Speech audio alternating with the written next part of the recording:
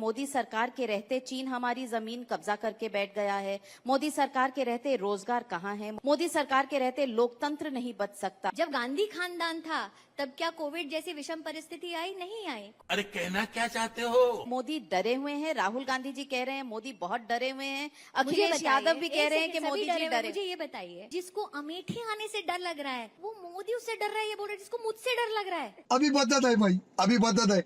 आप तो अमेठी से चुनाव लड़ रही हैं, लेकिन हाँ, फर्क ये है कि जब चुनाव का समय आता है, रिजल्ट की घोषणा होती है, तो कुदरत का ये शायद पॉलिटिकल नियम बन चुका है कि उन पर कहर ढलता है। तो अमेठी से स्मृति ईरानी की हार हुई है।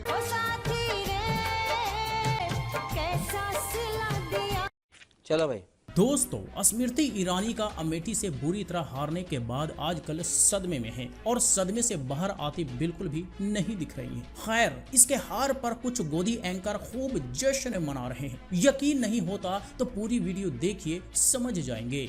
आप तो अमेठी से चुनाव लड़ रही हैं, आपके विपक्ष में खड़ा कौन हो रहा है? वो आपको अपने फेवरेट पॉलिटिशियन से पूछना पड़ेगा नाविका जी, उसका जवाब मेरे पास नहीं है। लेकिन ऐसा क्या किया है आपने? लेकिन ये ना कहें कि अमेठी में कहर ढाने वाले सिर्फ हिंदी भाषी हैं। कुछ मृदुभाषी अंग्रेजी में भी वार्ता करते हैं। लेकिन हाँ, फर्क ये है कि जब चुनाव का समय आता है, रिजल्ट की घोषणा होती है, तो कुदरत का ये शायद पॉलिटिकल नियम बन चुका है कि उन पर कहर ढलता है। मोदी सरकार के रहते चीन हमारी जमीन कब्जा करके बैठ गया है। मोदी सरकार के रहते रोजगार कहाँ है? मोदी सरकार के रहते सामाजिक न्याय नहीं हो सकता क्योंकि वे जाति नहीं गिन रहे। मोदी सरकार के रहते लोकतंत्र नहीं बच सकता क्योंकि ईडी, सीबीआई जैसी संस्थाएं उनकी नजर में वसूली भाई हैं।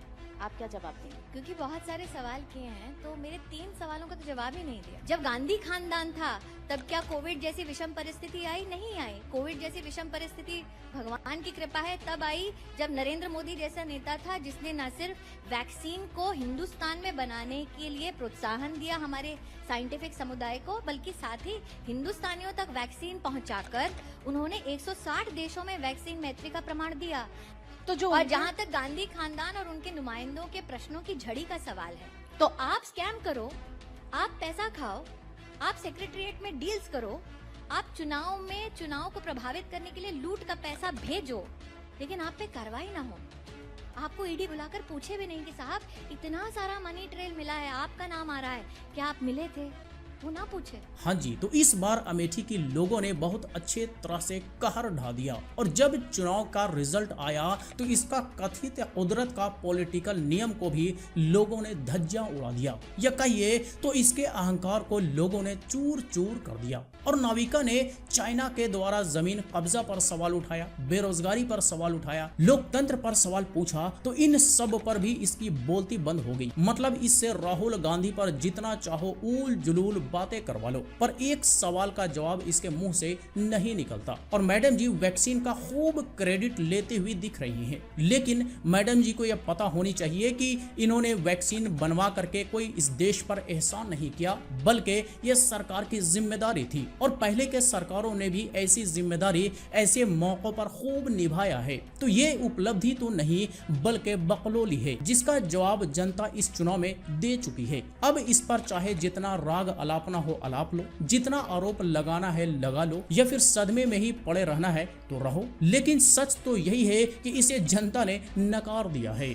लेकिन एक नई बहस चल रही है देश में। मोदी जी बहुत डरे हुए खबर हैं। बनाते, मोदी डरे हुए हैं। राहुल गांधी जी कह रहे हैं मोदी बहुत डरे हुए हैं। अखिलेश यादव भी कह रहे हैं कि मोदी जी डरे। मुझे ये बताइए, केजरीवाल की कितनी जमानतें जब्त हुई अब तक? राहुल गांधी फिर क्यों कह रहे हैं कि मोदी डरे हुए हैं? आप उनके अकाउंट फ्रीज कर देती हैं, पैसा नहीं है लड़ने के लिए चुनाव। एक सेकंड, जिसको अमेठी आने से डर लग रहा है वो मोदी उससे डर रहा है, ये बोल रहे हैं जिसको मुझसे डर लग रहा है। और जहाँ तक उनके केस की बात है, मैं दोबारा कहती हूँ, मैं बेखबर नहीं हूँ, आप ही के चैनल ने चलाया ना, तो आप जनता की संपत्ति पे कब्जा के अपना हक बैठे रहो, फिर आप ये ढोंग करो कि आप विक्टिम हो। कांग्रेस पार्टी इस बार कितनी सीटें?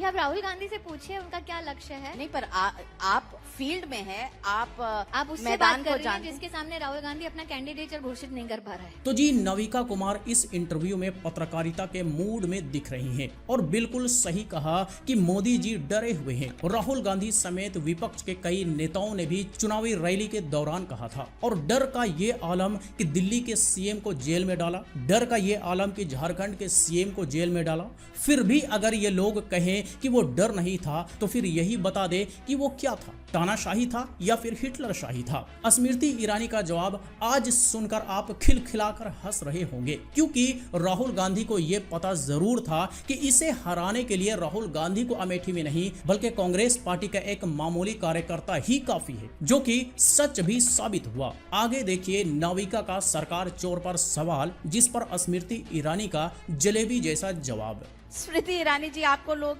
सरकार चोर भी कहते हैं, आप सरकार चुरा लेते हैं। कांग्रेस आप के पूरे कार्यकाल में, और सुधांशु जी हमारे सबसे विदुषी और विद्वान पॉलिटिशियंस में से हैं, वो आपको पूरा इतिहास बता देंगे कांग्रेस पार्टी का। बीजेपी ने एक बार भी कॉन्स्टिट्यूशनल इंस्ट्रूमेंट्स का इस्तेमाल नहीं किया टू डिसमिस गवर्नमेंट्स। ये हमारा रिकॉर्ड है। बस आप तोड़ लेते हैं, आप बिल्कुल तोड़ लेते मैडम। हैं, उनके एमएलए हाईजैक कर लेते हैं। आप मजा आया।